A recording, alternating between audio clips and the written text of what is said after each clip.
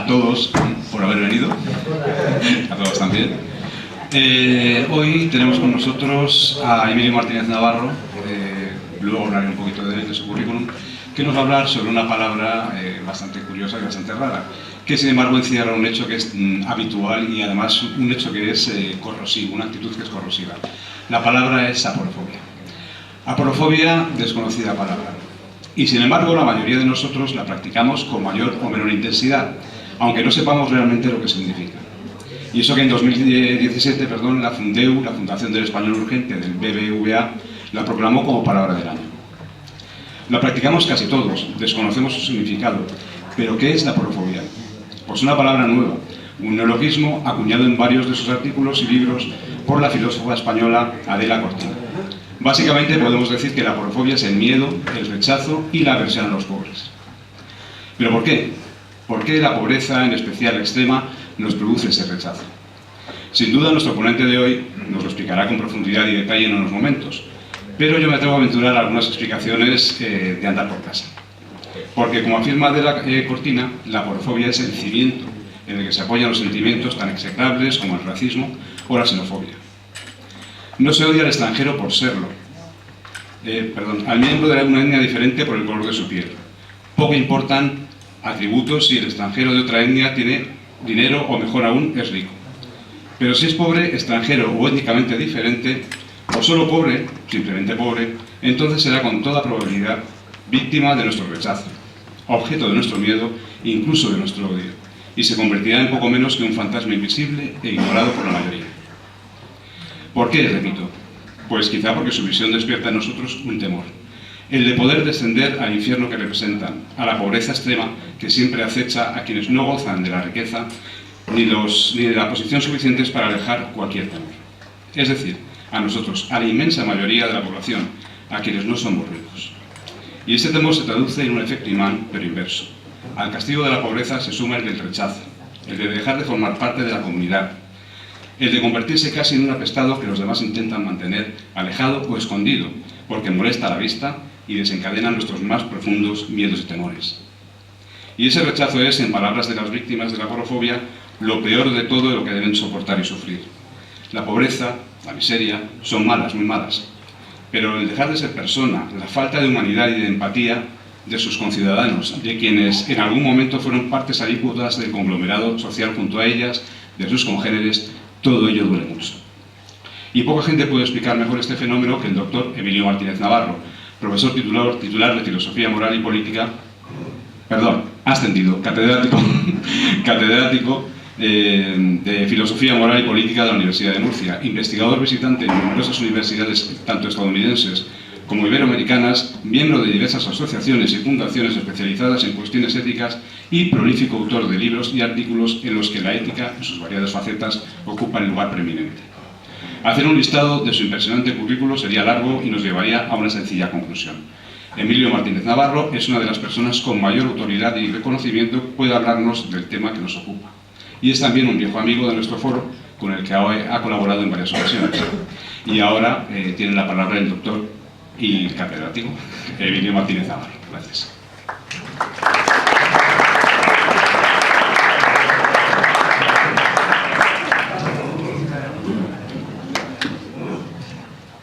Muchísimas gracias, Tino. Muchas gracias al foro por la invitación. Yo me siento muy honrado de que me hayan invitado y poder venir a Cieza a encontrarme con todos ustedes. Y muchísimas gracias a todos ustedes por estar ahí y por la atención que están prestando. Y ojalá que cuando se marchen pues no tengan la sensación de haber perdido el tiempo, sino todo lo contrario, ¿no? de que haya sido un tiempo realmente aprovechado, ¿no? Para aprender pues sobre cuestiones de la vida humana, de la condición humana. Bien, pues el título, como ven, es la aporofobia, una actitud corrosiva. Como ha explicado muy bien Tino en la presentación, pues es una palabra nueva que les voy a contar un poco la historia que tiene. En el año 95, la profesora Adela Cortina, con la que yo tengo una relación muy estrecha porque ella me dirigió la tesis doctoral y porque yo sigo colaborando con ella en múltiples investigaciones del campo de la ética y la filosofía política, al que nos dedicamos los dos. Yo he trabajado con ella desde hace más de 40 años y bueno, pues ella se acaba de jubilar, pero sigue trabajando, sigue dando conferencias, sigue muy activa, y a finales del año pasado publicó este libro, Aporofobia, el rechazo al pobre, un desafío para la democracia, que es el pensamiento más maduro que ella ha elaborado sobre esta cuestión, pero en la palabra la inventó ella en el año 95 con motivo de una columna de prensa que le encargaron. Había un suplemento del diario ABC, un suplemento cultural que salía los sábados, me parece, y entonces pues ahí había una sección de ética en ese suplemento cultural del periódico ABC. Entonces, en ese suplemento cultural, ella, una de las semanas que le tocaba escribir, pues publicó una columna titulada Aporofobia.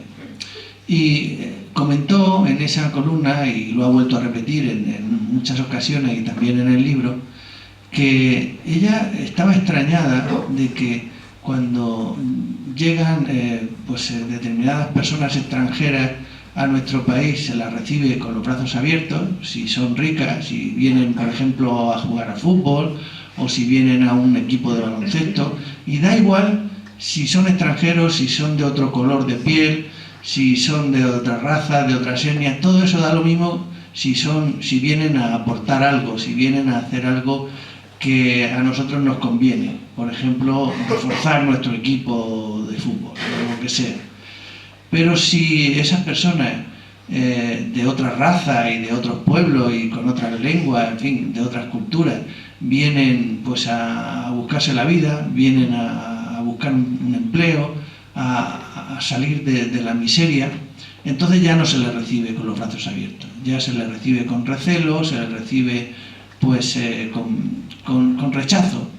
Y entonces pues ella pensó que en realidad, más que xenofobia, que significa rechazo al extranjero, o más que racismo, que como todos sabemos es rechazo a los de otras razas, pues lo que hay en muchas ocasiones es aporofobia, es decir, rechazo al pobre, incluso a veces al de la propia familia, porque si uno tiene en la propia familia un pariente pobre, pues no lo va diciendo por ahí, no va presumiendo de pariente pobre. Ahora, si uno tiene un pariente rico, una persona bien situada, entonces sí, va haciendo propaganda, que fíjate que tengo un cuñado, que tengo un amigo, lo que sea, un hermano o un pariente que realmente pues está en buena posición y que no es pobre, ¿no? Entonces, ella pensó, y yo creo que con razón, que existe la aporofobia y que había que inventar la palabra para nombrarla, ¿no? Porque cuando los seres humanos no sabemos, tenemos una realidad que no sabemos nombrar, pues entonces no hablamos de ello, no tenemos un discurso, no tenemos una posibilidad de ponerle remedio, no tenemos una posibilidad de protestar o de lo que sea en torno a esa realidad. Entonces era una cuestión que necesitaba ponerle nombre y con eso pues la verdad que acertó, ¿no? Él cogió el diccionario de griego y encontró que en griego pues tenemos áporos, que significa pobre, desamparado, sin recursos, y phobos, de donde viene fobia, que significa rechazo, que significa recelo, que significa miedo, que significa todas esas cosas que ya sabemos que significa la palabra fobia. Entonces, con el tiempo, ella le propuso a la Real Academia que introdujera esa palabra en el diccionario, y fue en diciembre pasado, en diciembre de 2017, cuando la palabra entró oficialmente en el diccionario de la Real Academia. Entonces ya no hace falta ponerla entrecomillada, como ella la usaba antes, sino que ahora ya se puede poner sin comillas, porque es una palabra como cualquier otra del diccionario de nuestra lengua. Bien, pues, ¿qué les puedo yo contar sobre la realidad que nombra esta palabra? Es una realidad muy lamentable, pero que efectivamente nos afecta a todos, y que de alguna manera ya había sido, esa realidad ya había sido detectada, aunque la persona que la detectó no le puso nombre. Esta es una historia curiosa. Ustedes es posible que hayan oído hablar alguna vez en su vida, o incluso hayan leído algo de un autor del siglo XVIII que se llama Adam Smith. Adam Smith fue un gran filósofo y un gran economista. Escribió un libro que se ha hecho famosísimo, que se llama La riqueza de las naciones. Y ese libro se considera, por parte de los expertos, que es el primer manual de economía moderna, y que Adam Smith es el padre de la economía moderna. Hubo una economía antigua a la que pertenece pues, Aristóteles, por ejemplo, escribió un poco de economía, y hubo una economía en la India, o en la misma época de Aristóteles, pero la economía moderna la funda Adam Smith. Bueno, pues este gran personaje, Adam Smith, era profesor de ética en una universidad de Escocia, él era escocés, en la Universidad de Glasgow. Él fue catedrático de ética, y antes del famoso libro este que les he mencionado, de la riqueza de las naciones, él escribió otro libro que se llama Teoría de los sentimientos morales.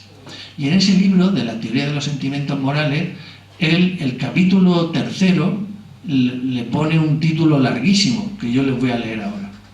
El capítulo se titula así. Capítulo 3. De la corrupción de nuestros sentimientos morales, que es ocasionada por la disposición a admirar a los ricos y a los grandes, y a despreciar o ignorar a los pobres y de baja condición. Y añade, debajo de ese título del capítulo, añade la siguiente explicación. No voy a leerle el capítulo entero, claro que no, pero sí el primer párrafo de ese capítulo para que ustedes vean cómo presenta él este asunto.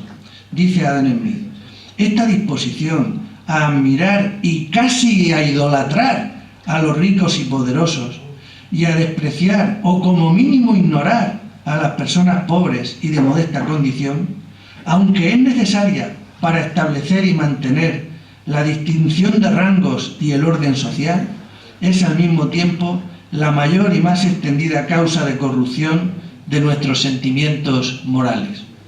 O sea, que es una lacra que tenemos en la sociedad desde el siglo XVIII, por lo menos, ya lo detectó Adam Smith, que la gente por lo general suele admirar y elogiar a los ricos y criticar y despreciar a los pobres. Y él no le puso nombre a esta situación, y hubo que esperar a la profesora Cortina para llamarle a esto aporofobia. Pero de lo que él está hablando es de eso, ¿no? Lo que pasa es que introduce el matiz de que no solo es desprecio al pobre, sino que eso va acompañado de admiración al rico, y es todo un solo paquete, una sola realidad. La gente por lo general pues admira a los ricos y a los poderosos, y al mismo tiempo, en el mismo asunto, está despreciando a los pobres y a la gente de baja condición. Y hay una cosa que ustedes habrán notado cuando yo lo he leído, que también es curiosa, y él dice que eso es necesario, dice, para establecer y mantener la distinción de rangos y el orden social. Eso es útil para que haya jerarquías en el mundo y que se sepa quiénes están arriba y quiénes están abajo. Y entonces, pues, de alguna manera, lo que yo creo que quiere decir, porque claro, yo sí me he leído el capítulo entero, y lo que dice en el capítulo entero es que realmente esa distinción, esa admiración a los ricos y ese desprecio a los pobres, pues aunque no es éticamente aceptable, sin embargo sí que cumple una función social, que es la función social de que la gente, cuando está pobre, intente salir de la pobreza, tenga un incentivo para salir rápido de la pobreza, porque que espabile, ¿no? Que la gente que está mal, que está en apuro, que se ponga las pilas y pronto salga de esa condición, porque ya el pobre ya sabe que lo van a despreciar, que lo van a marginar, que lo van a ningunear, a ignorar, como dice el propio Adam Smith, y que por lo tanto que la gente que está así pues puede tener un incentivo para salir lo antes posible de la pobreza, que es una situación indeseable. La pobreza entendida como pobreza económica, como pobreza cultural, pues es una situación que conviene no eternizarse en ella. Cuando yo empecé a estudiar sobre estos temas, me acordé de que había leído un artículo, unos trabajos de un biólogo norteamericano que a finales del siglo XX, a finales, no tan a finales, en 1974, publicó un trabajo titulado La ética del bote salvavidas. Y a mí me pareció horrible aquel trabajo, La ética del bote salvavidas. Defendía a este señor, que es un norteamericano, que se llamaba, yo creo que ya ha fallecido, que se llamaba Garrett Hardin. Este Garrett Hardin yo creo que era aporófobo, que tenía esta aporofobia de la que yo les estoy hablando esta noche. ¿Por qué? Pues fíjense ustedes. Él dice, en ese artículo de La ética del bote salvavidas, que el mundo se parece a un océano en el que hay un montón de personas que se están ahogando, literalmente se están ahogando ahí, chapoteando en el agua y tratando de nadar y tratando de agarrarse a lo que sea, porque se dan cuenta de que van a morir. Y entonces en ese océano pues también hay algunos botes salvavidas. Los botes de salvavidas van atestados de gente, y los que están en el agua tratan de agarrarse y de subirse a los pocos botes salvavidas que hay por allí. Pero claro, dice este hombre, si todos se suben a los botes salvavidas, se hunden todos y al final pues no va a sobrevivir nadie. Es necesario que las personas que están ahí intentando salvarse como pueden, pues que no se suban a los botes, que no se suban. ¿Qué quiere decir con esta metáfora Garrett Hardin? Quiere decir nada más y nada menos que a los pobres hay que dejarlos morirse. Tienen que morirse, y esa es la solución a la pobreza. Y que los que sobrevivamos, los que vamos en los botes salvavidas, que somos pues la gente que estamos bien, la gente como nosotros, que en fin, que no está en una situación de pobreza extrema, pues no podemos admitirlo en nuestros países. No podemos dejar que entren, no podemos dejar que se suban a nuestras barcas, porque entonces nuestras barcas se van a hundir. Yo creo que esta idea de Garrett Hardin ha calado en mucha gente que piensa que hay que ponerle muros a los pobres en Ceuta, en Melilla, hay que devolverlos cuando llegan a las costas españolas, a Cartagena o a donde sea. Hay que devolver a toda esa gente pobre que viene de África intentando sobrevivir, porque si se meten todos aquí es que nos hundimos todos, ¿no? Esa es una idea que desde los tiempos de Garrett Hardin se ha ido extendiendo entre muchas personas de buena fe que piensan que eso es así. Pero yo me pregunto, ¿la metáfora de Garrett Hardin es correcta? ¿Realmente son pequeñas barcas, los países ricos son pequeñas barcas de gente atestada que ya no cabe más, que ya no es posible que suban más náufragos a ellas? ¿O en realidad los países ricos se parecen más a un transatlántico de lujo, en el que todavía hay muchos camarotes vacíos, en el que todavía hay posibilidades para que esos náufragos pudieran subir? ¿Por qué él dice que los países ricos se parecen a barcas llenas de gente? Es que no es así. Es que esa metáfora es completamente falsa, es tramposa, es una metáfora tramposa. Podríamos pensar, hombre, no podemos abrir nuestras fronteras a todos los pobres del mundo que se nos instalen aquí. De acuerdo, eso sería excesivo. Pero sí podemos encontrar soluciones para que esas personas, tanto en sus propios países como los que puedan caber aquí, que también aquí se necesita mano de obra, se necesitan personas para muchos empleos, y de hecho pues recibimos a muchos inmigrantes que trabajan en la agricultura, que trabajan en esto, en lo otro, y generalmente en empleos que los propios españoles ya no ocupamos. Y entonces, y la natalidad en nuestro país está descendiendo y muchas escuelas no se cierran porque hay niños de los inmigrantes, hay hijos de inmigrantes, si no se tendrían que cerrar en muchas escuelas primarias. Todo eso desmiente la metáfora de Garret Hardin. Además, la metáfora de Garret Hardin no tiene en cuenta que muchos de los que estamos bien, de los que vamos en ese transatlántico que yo digo que somos los países ricos, pues también fuimos inmigrantes, también fuimos emigrantes, también fuimos pobres. Tuvieron nuestros padres o nuestros abuelos, pues tuvieron que emigrar a otros países a buscarse la vida, y algunos regresaron, estuvieron en Alemania, estuvieron en Francia, estuvieron en Inglaterra, estuvieron en Holanda y luego volvieron, ¿no? O estuvieron en Suiza. Se me ocurren un montón de países a los que yo recuerdo de mi infancia de gente españoles que tuvieron que emigrar y no les cerraron la puerta. Y ahora, pues a los pobres que vienen del otro lado del estrecho o del otro lado del Mediterráneo, pues les estamos cerrando la puerta a veces de una forma terrible, que es dejándoles morir en medio del mar, ¿no?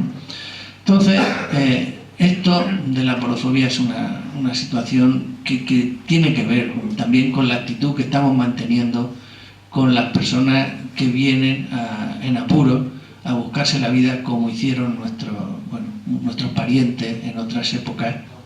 Y por supuesto miles y tal vez millones de europeos, esto me puede corregir Tino si lo sabe, pues emigraron a América.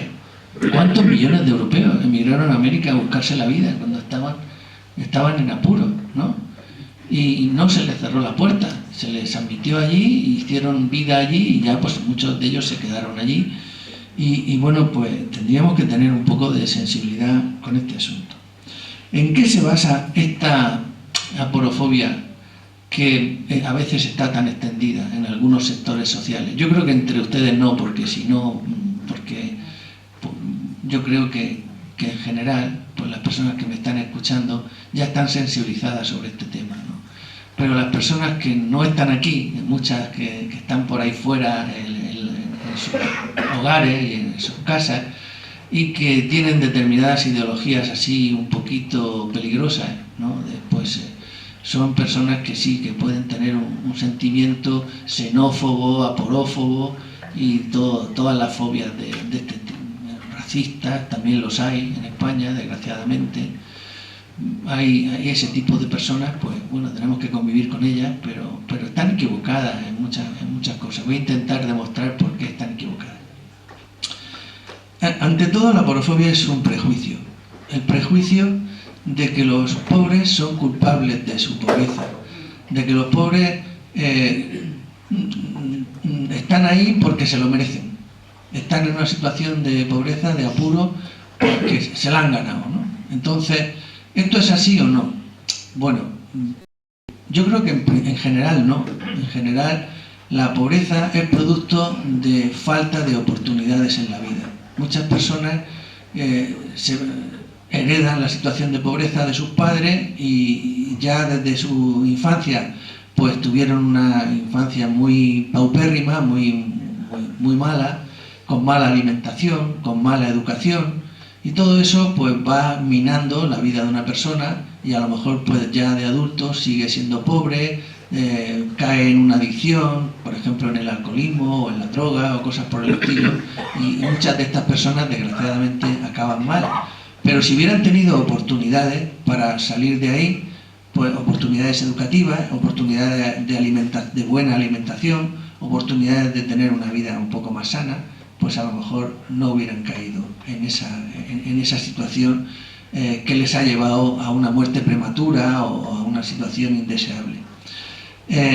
Alguien me podría decir, bueno, pero sí conozco yo a personas que son pobres y es por su culpa. Bueno, a esas personas, ¿qué hay que hacer? Vamos a suponer que eso es cierto, que algunas personas, un porcentaje de las personas que hay en situación de pobreza severa o de pobreza extrema, pues son personas que están ahí porque porque han hecho algo malo, porque han sido negligentes con su vida o lo que sea. Bueno, lo que hacemos en otras ocasiones pues es es muy claro, ¿no? Imagínense ustedes el siguiente ejemplo. Pues un amigo mío, pues le gusta el alpinismo, le gusta escalar por ahí las montañas, y un buen día pues se va de escalada él solo, y además sin seguro y sin federarse en ninguna federación de alpinistas ni nada por el estilo. Es decir, se va pues sin más a escalar y tiene un accidente. ¿La sociedad cómo reacciona ante eso? ¿Mandando a rescatar a esa persona o diciendo, no, como ha sido culpa suya, pues que se joda, que se fastidie? No, no hacemos eso, no hacemos eso. Aunque haya sido culpa suya, vamos y rescatamos a esa persona. ¿Por qué con la pobreza es distinto? ¿Por qué no rescatamos a las personas que están en situación de pobreza y las sacamos lo más rápido posible de esa situación de apuro con los medios que sean necesarios? Es decir, bueno, habrá que poner recursos, pero recursos para otras cosas sí hay, pero a lo mejor para esta no, ¿no? Entonces teníamos que pensar también eso, ¿no? Que incluso aunque las personas pobres tengan parte de responsabilidad, que no siempre la tienen en su situación, eso no es motivo para decir, bueno, pues que se las apañen, que se fastidien, ¿no? No hacemos eso con el alpinista, ¿por qué sí lo hacemos con la persona pobre, ¿no? Yo creo que el argumento debe haber quedado bastante claro, ¿no?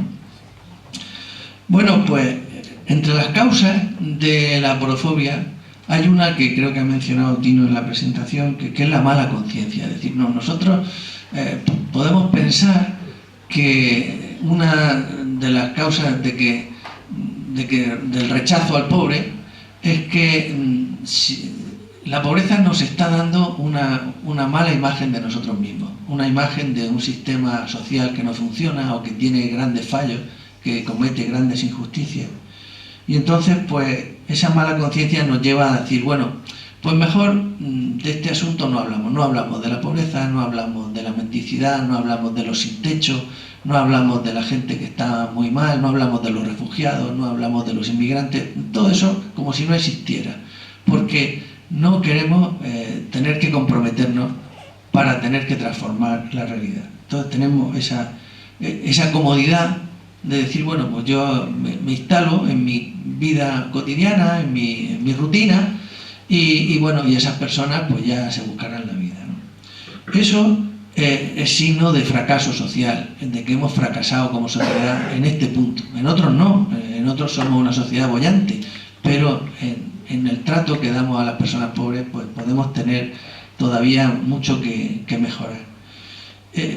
Decía Ortega y Gasset, que todos saben que fue un gran filósofo español del siglo XX, que vivimos en una sociedad desmoralizada, o que se puede caer en una desmoralización. Una sociedad desmoralizada es una sociedad que no tiene agallas, que no tiene coraje cívico, que no tiene ese empuje, ese impulso para ponerse con voluntad ética y con voluntad política a transformar las cosas para que sean justas, para que la sociedad sea más justa. ¿Cuáles son las raíces de la aporofobia, aparte de ese prejuicio y de esos relatos alarmistas de los que les hablé antes? Bueno, hay una cuestión que es importante, que es el cerebro humano. Voy a hablar un momentico del cerebro humano, que es un capítulo del libro este que les mencionaba, de la profesora Cortina. Le dedica un capítulo entero a hablar de por qué nuestro cerebro es aporófobo. Dice la profesora Cortina que, según las investigaciones de los neurocientíficos contemporáneos, pues hay una parte de nuestro cerebro que es muy antigua, quiero decir que viene de cuando no éramos humanos todavía. El cerebro pues ha ido evolucionando conforme ha ido evolucionando las distintas especies, y entonces hay una parte de nosotros mismos que podríamos llamar cerebro primitivo. Ese cerebro primitivo pues tiene una cantidad de información con la que ya nacemos, que es una información genética que viene por los genes, está genéticamente determinada, y que es una información que tiene que ver con la supervivencia. Entonces, esa parte del cerebro tiene que ver con el miedo que nos dan ciertas cosas, tiene que ver con el estar alerta ante cualquier peligro, tiene que ver con algunas reacciones rápidas que hacemos sin darnos cuenta o que hacemos sin pensar. Por ejemplo, supongamos que yo voy conduciendo y de pronto se me cruza algo, no sé si es un niño, no sé si es un perro, no sé lo que es, y entonces para no atropellarlo doy un volantazo. Entonces ese volantazo pues me lleva a que desgraciadamente la persona que iba a mi lado muere, ¿no? Nos la pegamos los dos, pero quien muere es la persona que me acompaña y yo me he salvado porque he pegado un volantazo que ha sido inconsciente, ha sido ultra rápido. Eso ha sido el cerebro primitivo. El cerebro primitivo tiene una serie de mecanismos que ordenan hacer ciertas cosas incluso sin pensarlas, incluso sin tomar la decisión. Decide por nosotros, por ejemplo, pegar ese volantazo. O puede ser, en otras ocasiones, pues nos dan un susto y reaccionamos, pues a lo mejor levantando las manos, o gritando, o haciendo cosas que no habíamos decidido hacer, pero las ha decidido el cerebro por nosotros. Porque el cerebro tiene ya una serie de mecanismos automatizados de autodefensa, de mantener la vida del cuerpo en el que habita ese cerebro, mantener la vida a toda costa. Entonces, resulta que en la historia de nuestra especie hubo muchos miles de años en donde los humanos éramos cazadores-recolectores.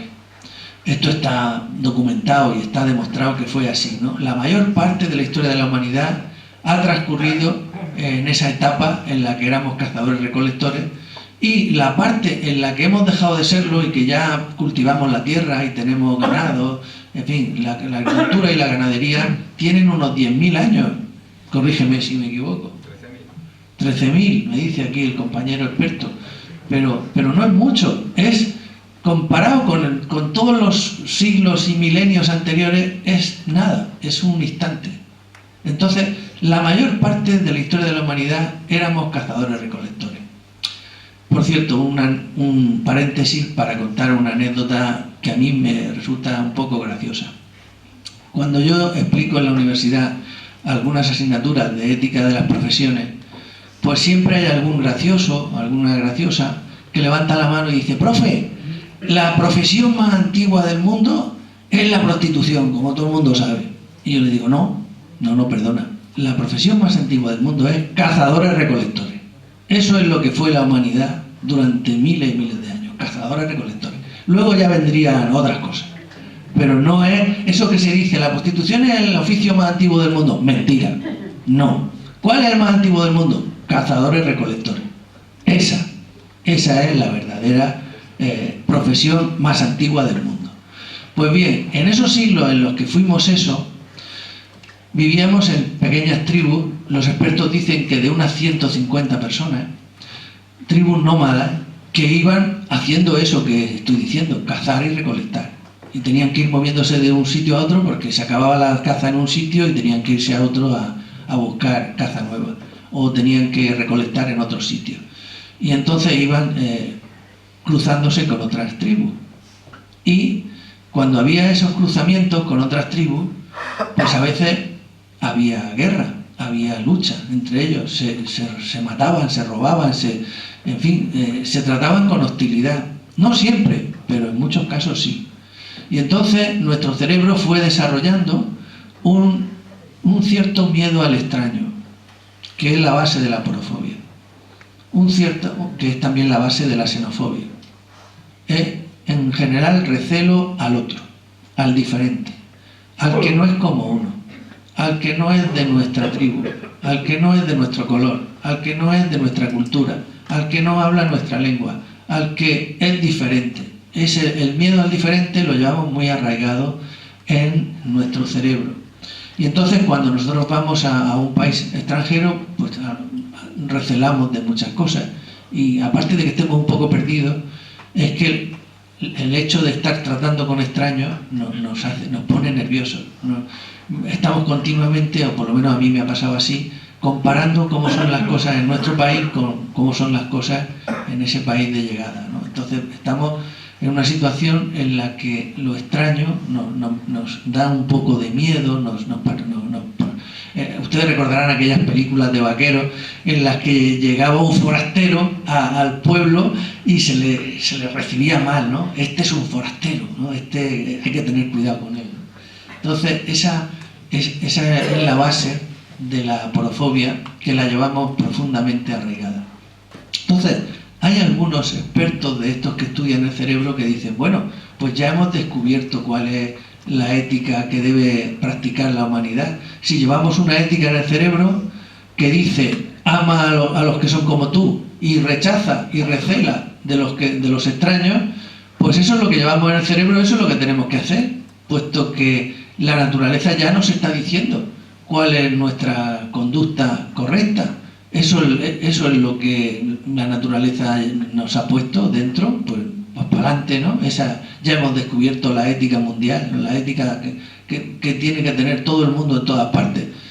Pues no, la verdad es que el que nosotros llevemos esa información en el cerebro desde la época de los cazadores-recolectores no significa que necesariamente tengamos que seguir esas pautas de comportamiento. Nosotros podemos rebelarnos contra la herencia genética, podemos actuar en ciertos aspectos en contra de lo que nos pide el cuerpo, por decirlo así, de lo que la biología nos ha condicionado.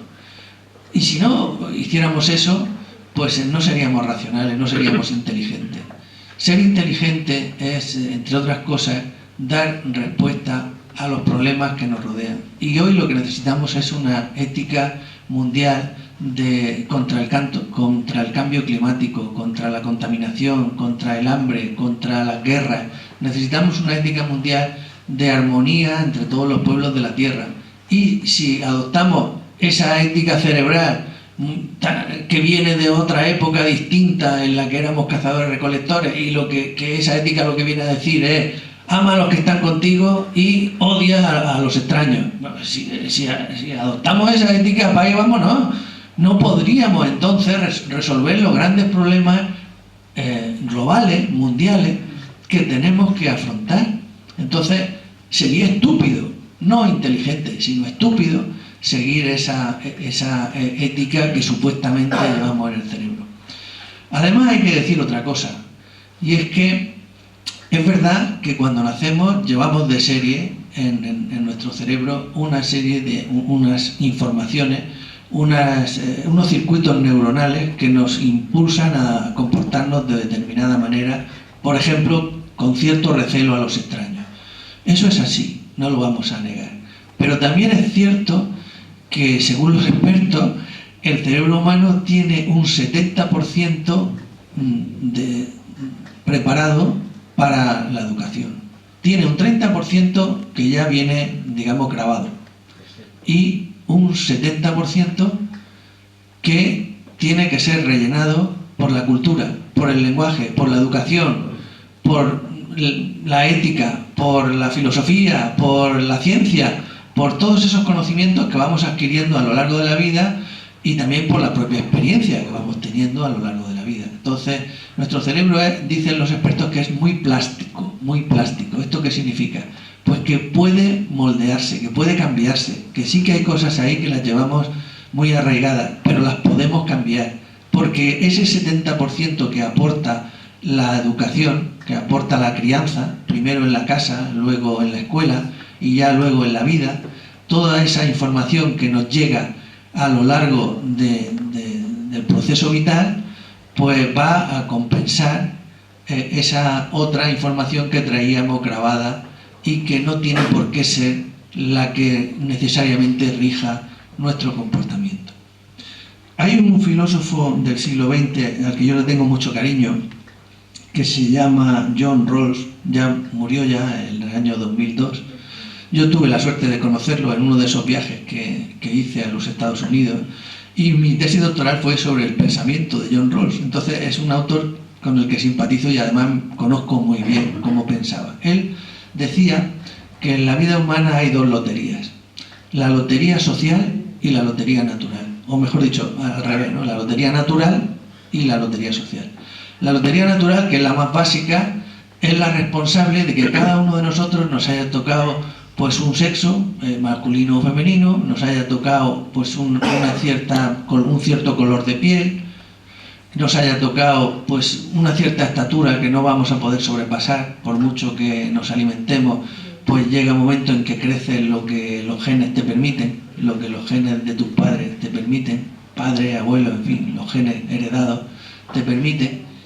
Y hay un montón de características físicas que son, pues eso, productos de lo que él llama la lotería natural. Nos ha tocado a cada uno de nosotros una cara, pues una nariz, una boca, una forma de pensar, bueno, de pensar no, pero sí un cierto grado de inteligencia que no hemos elegido, sino que nos ha venido determinado por la naturaleza. Y luego tenemos la lotería social. Si te toca nacer en un país rico y en una familia rica, o en una familia no rica, pero sí que tiene lo suficiente para que tengas una educación, para que te puedas ir al instituto, a la universidad, etcétera, y te inculcan el amor por los libros y por la formación y por todas estas cosas, pues has tenido mucha suerte en la lotería social. Porque eso te va a permitir tener muchas oportunidades que no tendrías si te hubieran criado en un ambiente pues de rechazo a la cultura, de analfabetismo, de que da igual formarse que no formarse. Si naces en un ambiente culturalmente pobre, pues mala suerte en la lotería social. Has tenido mala suerte en la lotería social. Nosotros, yo creo que los que estamos aquí esta noche hemos tenido suerte en los dos campos, ¿no? En la lotería natural, que somos personas más o menos sanas, más o menos tenemos salud, tenemos una buena alimentación, pues tenemos un montón de aspectos de la lotería natural y de la lotería social que han sido favorables para nosotros. ¿Qué pasa con las personas pobres? Pues que en muchos casos han tenido mala suerte, o bien en la lotería natural, o en la social, o en las dos. Les ha tocado, por ejemplo, nacer con algún problema en la cabeza, o en el cerebro, lo que sea. Y eso les ha dado pues, una discapacidad pues, congénita. Eso sería mala suerte en la lotería natural. Y encima, pues eso ha sido arropado por una familia que se ha descuidado de esa persona, etcétera, ¿no? El resultado será catastrófico. Será una persona pues, probablemente pobre. Si no pobre económicamente, pues a lo mejor pobre culturalmente y de otro tipo de pobreza que le va a pasar factura en la vida, ¿no?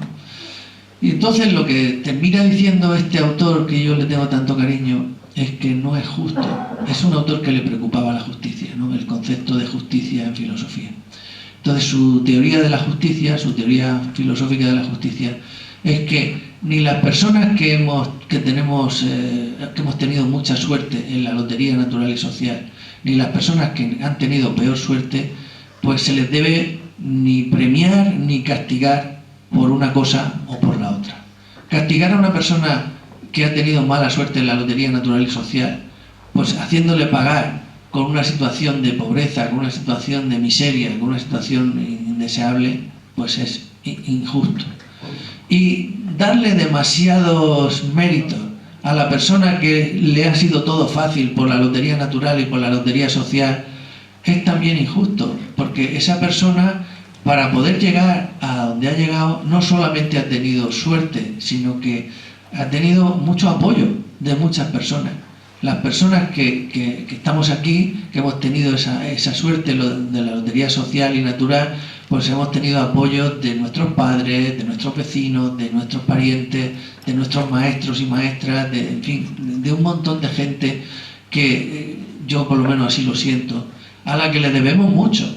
Y entonces el mérito que yo pueda tener por estar hablando esta noche aquí o por tener una cátedra en la Universidad de Murcia o lo que sea, es un mérito menor en comparación con el mérito social de las personas que me han estado ayudando y apoyando para que yo pudiera llegar ahí. Y eso es muy importante a la hora de hablar de la aporofobia. La aporofobia es injusta, entre otras cosas, porque está penalizando al pobre por cuestiones que no son su culpa, mientras que a la persona que no es tan pobre, que está bien, que está por encima de la pobreza, como puede ser nuestro caso, pues se le está valorando demasiado sus méritos, como si sus méritos fueran la única explicación de su éxito en la vida. Y no es así.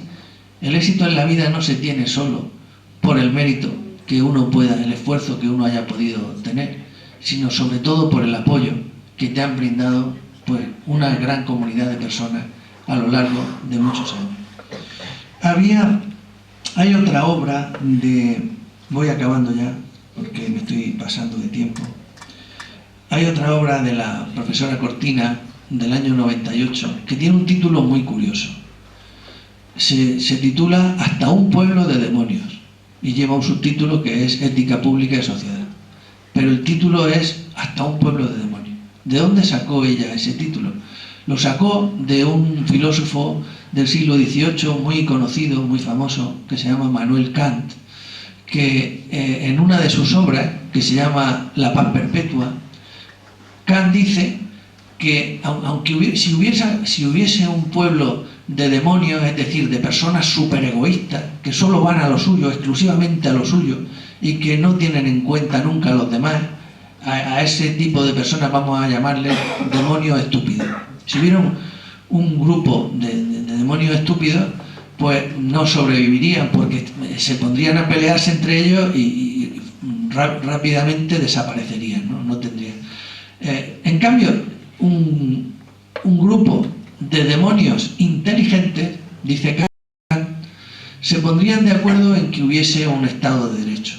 Un Estado de Derecho es un Estado donde rigen las leyes, donde las leyes más o menos se cumplen y todo el mundo más o menos las respeta. Y entonces, aunque fueran egoístas, radicalmente egoístas, al ser egoístas e inteligentes, demonios le llama Kant, ¿no? Demonios inteligentes, entonces aceptarían un Estado de Derecho y aceptarían pues una convivencia pacífica, que es lo que lleva consigo un Estado de Derecho. ¿Y esto qué tiene que ver con la aporofobia? Bueno, pues vivimos en una sociedad de demonios inteligentes, de gente bastante egoísta y de un sistema bastante comercial, bastante basado en el intercambio, en el que la gente va un poco a lo suyo, ¿no? Va en general, ¿no? A lo mejor no es lo que predomina en esta sala, pero ahí fuera sí, ahí fuera predomina el mundo del intercambio. Doy si me das, ¿no? Doy para que me des. Hay una especie de trueque continuo y entonces la gente hace favores a los que piensan que se los pueden devolver y no se los hacen a las personas pobres, porque las personas pobres por definición son personas que no tienen mucho que ofrecer o que parece que no tienen mucho que ofrecer. Y entonces lo que está también en la raíz de la aporofobia es esa idea de que el pobre es alguien que no te puede devolver el favor. Es alguien que si tú le ayudas, pues va a caer en saco roto, porque esa persona nunca va a estar en condiciones, seguramente, no, aparentemente, de devolverte el favor que le haces. Entonces, vivimos en esa sociedad de demonios inteligentes. Y esa inteligencia basada, que es la que da lugar al intercambio y a respetar unas leyes, y respetar un cierto marco jurídico, pues más o menos funciona. Pero tiene el límite de que a las personas que parece que son pobres, que no tienen mucho que ofrecer, pues no les da muchas oportunidades para salir de ahí, ¿no? Y entonces eso habría que corregirlo. Tendríamos que superar la situación de ser demonios inteligentes y empezar a ser personas, no demonios, sino personas justas y solidarias. Personas que apuesten por valores como la compasión, como la solidaridad, como el ir construyendo una justicia social. La justicia social se construye, entre otras cosas, pues con ayuda mutua, pero con ayuda a fondo perdido. Es decir, no esperando que el otro necesariamente te tenga que devolver el favor, sino sabiendo que mañana te puede tocar a ti ser la persona en la pobreza, o la persona débil, o la persona que necesita ayuda, o la persona que está en apuros, ¿no? Y bueno, pues en parte con esa idea de hoy por ti, mañana por mí, y en parte por la solidaridad de corazón y la compasión de corazón que puede tener una persona y que puede alimentar una persona, pues se puede ir combatiendo la aporofobia. Termino con un cuento. Hay un cuento que también lo encontré en la profesora Cortina en uno de sus libros, un libro que se titula ¿Para qué sirve realmente la ética?, y que fue premio de ensayo hace un par de años. En este libro ella cuenta una historia que está tomada de África. Hay un abuelo que está en plena noche delante de la cabaña en la que vive y está hablándole a sus nietos allí con las estrellas en el firmamento y con la luna brillando en el cielo. Les está hablando a sus nietos y les dice a sus nietos: mirad, cada uno de nosotros lleva dos lobos en su interior. Un lobo de la compasión, del altruismo, de la generosidad, de la solidaridad. Y otro lobo que es el del egoísmo, el de la insolidaridad, el de la ambición, el de todo lo malo.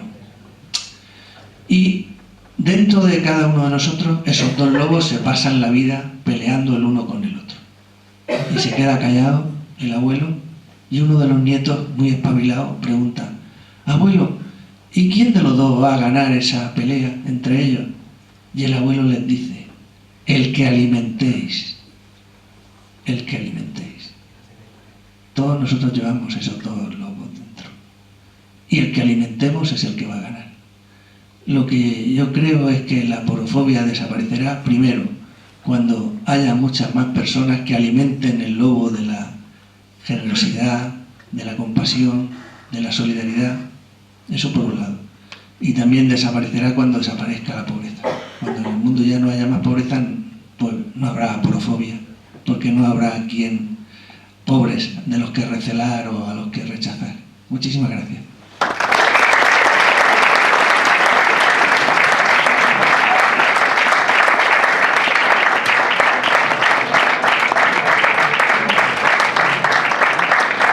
Muchas gracias, Emilio. ¿Tenéis alguna pregunta que hacer? ¿Nadie se anima? Ahí atrás. Como veo tanto joven aquí, por ejemplo, ¿qué relación tiene la aporofobia con el acoso que hablamos ahora escolar entre los jóvenes, entre los niños y demás?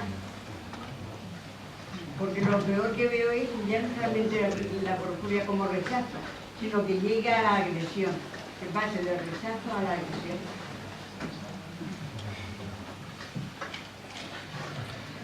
Muchísimas gracias por su pregunta. En principio son cosas diferentes.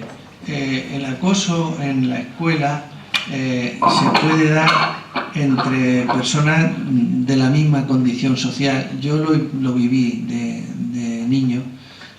Hubo una etapa de mi infancia en la que mis padres me mandaron, yo aprendí en la escuela pública, ¿no? Y sin embargo, pues algo pasó en mi casa, en algún momento, yo nunca supe exactamente qué fue lo que pasó, que en un momento dado mis padres me sacaron de la escuela pública y me mandaron a un colegio religioso privado. Y estuve 2 años nada más, no duré mucho. Fue una experiencia dolorosa, porque yo allí sí viví el acoso. Pero les voy a confesar algo, no solamente lo sufrí, sino que lo practiqué yo. Yo mismo fui acosador. Y lo lamento muchísimo, pero viví en un ambiente en ese momento en el que eso parecía normal, en el que eso parecía que era pues la regla de juego de ese ambiente. En ese ambiente, pues el que podía, pues le daba pescozones, como se decía entonces, ¿no? Así, ¿no? a los más débiles.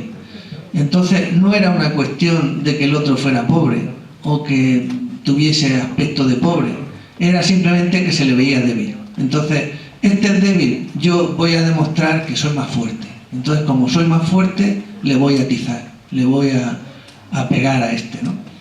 Y lo hicieron conmigo, yo después lo hice con otros, fue con una sola persona y eso lo recuerdo perfectamente. Y luego le pedí, bueno, con los años, esta persona me la volví a encontrar en la vida y le pedí perdón y bueno, y él está, en fin, no me guarda ningún rencor por aquello.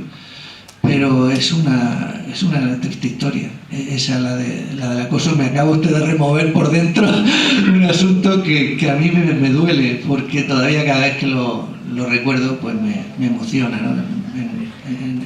En negativo, ¿no? Lamento mucho haber vivido aquella experiencia. Bueno, pero también fui víctima, ¿no? Fui también víctima y creo que no era cuestión de aporofobia, no era cuestión de que me vieran más pobre o menos pobre o tal, sino metafóricamente sí, habría que hablar de una pobreza de debilidad, ¿no? Como sinónimo de debilidad. En aquel contexto, ser pobre era ser débil, ¿no? No tener recursos para defenderse por uno mismo, no tener, pues eso, no estar suficientemente dotado por la naturaleza como para responder a los acosadores de turno. Entonces, si entendemos la pobreza así en un sentido muy amplio y en el que cabe también ser una persona débil, pues entonces sí, se podría hablar que ahí hubo una cierta aporofobia.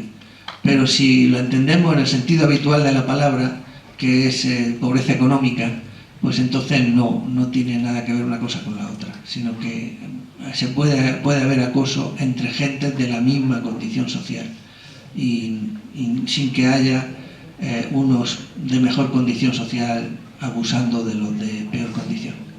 Dicho esto, también me sugiere usted la idea, que es muy probable, que si en un patio de colegio, por ejemplo, pues hay niños de familias bien y niños de familias mal, entre comillas, pues es posible que en un momento dado pues haya pues abuso de los que están, de los de la familia bien con respecto a los de la familia pobre.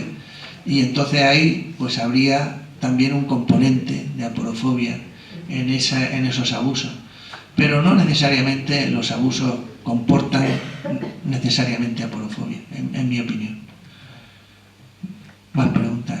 Y hay una pregunta. Sí. Yo quería decirle que el lobo ese que llevamos dentro, el lobo malo me parece que está ganando la batalla, desgraciadamente. Pues estamos viendo el ejemplo de Trump ahí en la frontera de Estados Unidos, el rechazo, cada vez hay más pobres, el rechazo a la inmigración, y pienso de verdad que está ganando la batalla, desgraciadamente. ¿Usted qué opina sobre esto? Sí, estamos viviendo en una coyuntura mundial muy difícil, en la que la situación se la voy a resumir en dos palabras, o muy brevemente. Es la siguiente: se han querido quitar las fronteras económicas. Las mercancías circulan con mucha libertad y el dinero más todavía a través de las fronteras.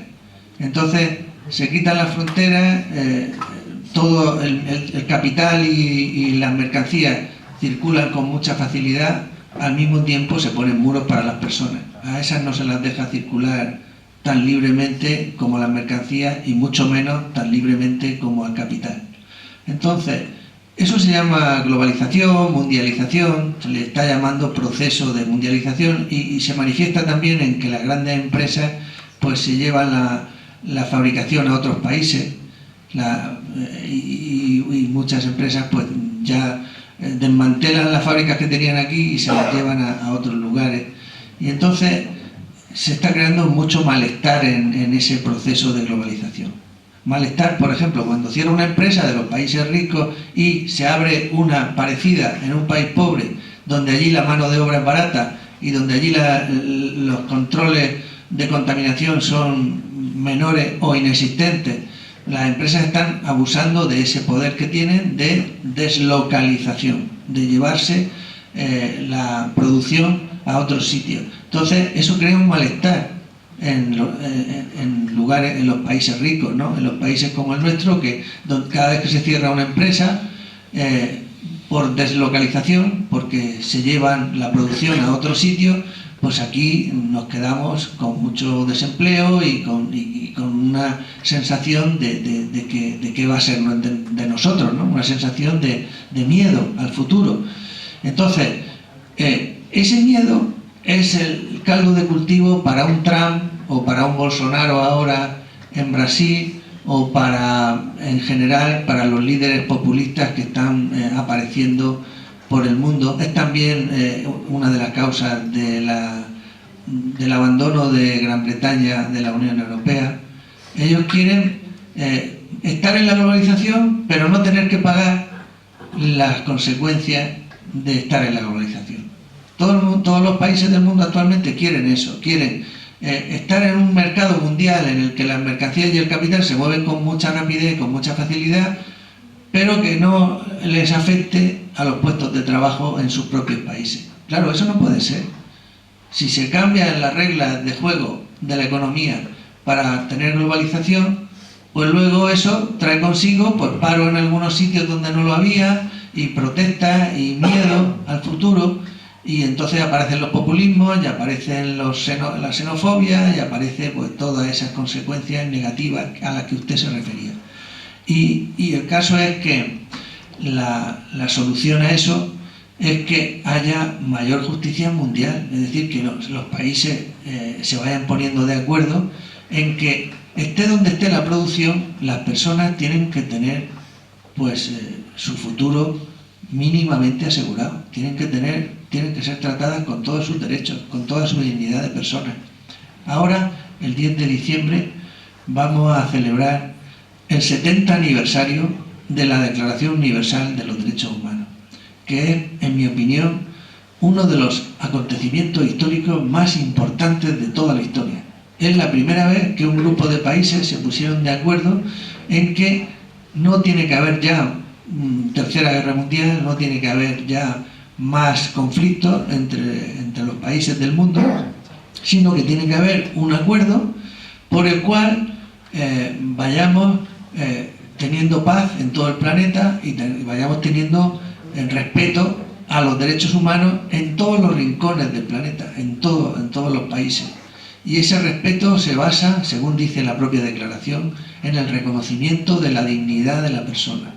Entonces, si la persona tiene dignidad y tiene esos derechos, entonces, aunque se cierre una fábrica aquí y se abra en otro lado, habrá que buscar una solución para que las personas tengan garantizados sus derechos, tengan su dignidad protegida y no se vean pues tirados de cualquier manera por motivos de la globalización y por motivos del sistema económico. El sistema económico es tan radicalmente injusto en estos momentos que está produciendo muchas víctimas. ¿Y qué hacen esas víctimas? Pues tener miedo y protestar y decir que se cierran las fronteras, que no dejen pasar a los inmigrantes, que esto, que todo eso es puro miedo a que se nos puedan acabar pues las situaciones que hemos estado viviendo hasta hace poco de relativa prosperidad, ¿no? Y la verdad es que eso se puede arreglar, pero hace falta un mayor diálogo, hace falta una mayor concertación entre los países.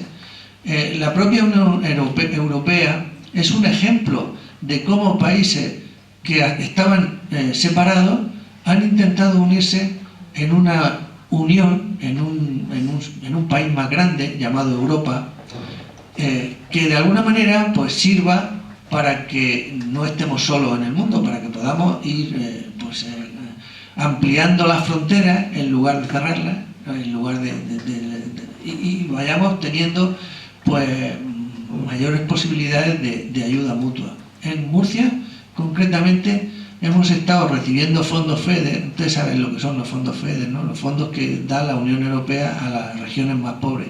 Entonces, Murcia estaba catalogada como una de las regiones más pobres de Europa y ha estado recibiendo ayudas de fondos FEDER, que son un invento maravilloso.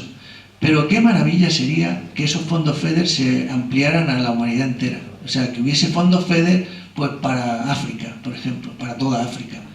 Pero no, de momento eso no existe. Los países ricos pues solo ayudan bueno, algunas regiones pobres de sus propios países están como encerrados en la tribu, ¿no? En la nación, en que hay que proteger lo nuestro, ¿no? Y ellos son otra cosa, ellos que se las apañen, ellos, en este caso los africanos o los asiáticos o quien sea, la gente que está peor en el mundo, pues que se las apañen. Y claro, eso lo que exige es un mayor acuerdo internacional para poner unas bases de economía mundial diferentes de las que tenemos, una globalización más orientada a un planeta más justo y más ecológico, más sostenible. La ONU está reaccionando en esa línea de un modo positivo, pero débil, que es los Objetivos de Desarrollo Sostenible de 2030. Ustedes también deberían pues informarse si no lo han hecho ya de eso, y deberíais organizar alguna charla sobre los Objetivos de Desarrollo Sostenible de la ONU para 2030. ¿Lo habéis hecho ya? No. Pues es una sugerencia que me gustaría que tomarais nota. Porque son 17 objetivos que ha pensado la ONU de aquí a 2030. El primero de ellos se llama abolición de la pobreza. O sea que empezamos bien, empezamos por una cosa muy urgente. Y hay un montón de medidas que propone la ONU para todos los países del mundo, para todos, no para los países pobres, no solo para los países ricos, sino para todos. Todos tienen que cumplir esos 17 objetivos de aquí a 2030. Y si eso se consigue, pues entonces estaremos en una situación muy distinta de la que ustedes mencionaban que estamos en la actualidad, ¿no? Que es una situación lamentable, que es como de repliegue de cada país en lo suyo, intentando salvarse él solo, sin darse cuenta de que si no nos salvamos todos juntos, no hay salvación para nadie. Si no hay más preguntas, damos por rematada la sesión. Muchas gracias por vuestra atención.